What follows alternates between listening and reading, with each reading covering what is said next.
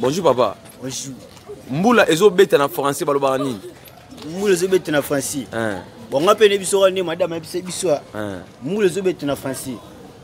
La mboula qui bim quelques minutes venyantumuna un tiers qui pipane kaya wana kaki na suka. Pardon? La mboula qui bim quelques minutes venyantumuna un tiers qui pipane kaya. Kaya wana kaki. Kaki. Mboula na français balobaka bongo? Mboula na français bongo. Ezala nini? La moule. La moule en français. La pluie qui tombe quelques minutes venyantumuna un tiers qui pipane. La pluie qui bim quelques minutes venyantumuna un tiers qui pipane. N'ébite so mais ça va ça biso so madame. Merci. Comment on a? Mon nom est Torres. Torres.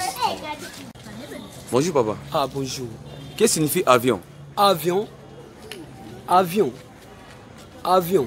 Ouais, avion. Avion. Avion. Avion.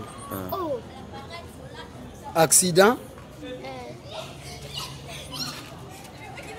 Tombera. À morgue.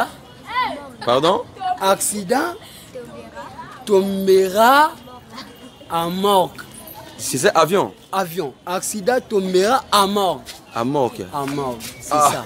Est-ce que le 30 juin à la journée à Congo? Le 30 juin. Ah.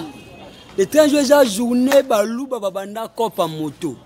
Pardon? Balouba bajoua babanda kopa moto na Congo le 30 juin. C'est vrai? On peut toujours indépendance. Ah. C'est ça. Congo et à Saranini, RDC. Congo. Congo. C'est Waneza. Escroquerie. C'est ça, escroquerie.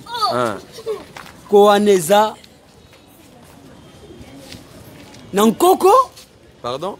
Koaneza Nanko. Est-ce que Ogo Stelengaï, Premier ministre du Congo? Premier ministre du Congo? Premier ministre du Congo? Sakombi. Pardon? Sakombi. Pardon? Sakombi.